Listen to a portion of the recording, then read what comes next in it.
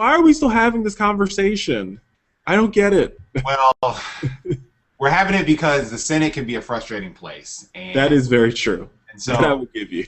You know, what's been really interesting and inspiring, though, frankly, is that since December, like since Newtown, Move On members have really stepped up in unprecedented numbers on this gun violence prevention stuff. Like yesterday, I was at the Senate with a Move On member named Lori Haas, whose daughter is a survivor from the Virginia Tech shootings. So 6 years ago today, her daughter was shot twice in the head and survived at Virginia Tech.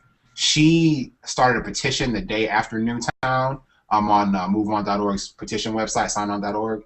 And her petition and petitions like it have gotten 1.4 million signatures since December. That's unprecedented. That's 1 in 8 Move On members. We got 8 million people, more than 1 in 8 Move On members. She wanted to deliver those petitions to the 6 senators that have been the most problematic on this stuff.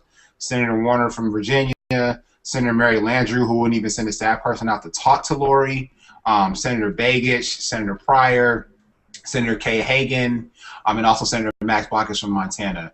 The problem here is we have too many Democrats and like pretty much all the Republicans are like basically kowtowing to whatever the NRA tells them to do. The NRA says jump, they say how high. The NRA says don't vote for this, they don't vote for it. The NRA says don't even act like you're going to support it publicly, and they then cower away and say we're not going to support this or we don't know what we're going to do.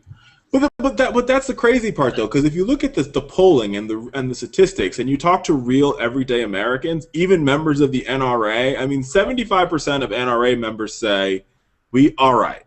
Yeah. We think that everybody should have a background check, right?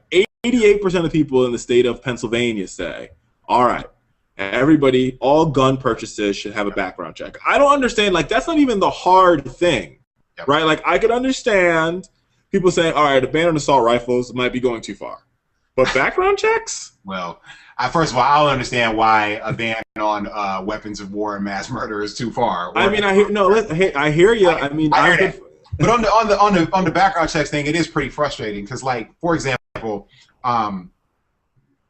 so many of these senators over so many years, over such long periods of time, have willfully taken money from the National Rifle Association. Democrats, Republicans, they don't discriminate. They give money to everybody who'll listen to them. And unfortunately, too many senators listen to them.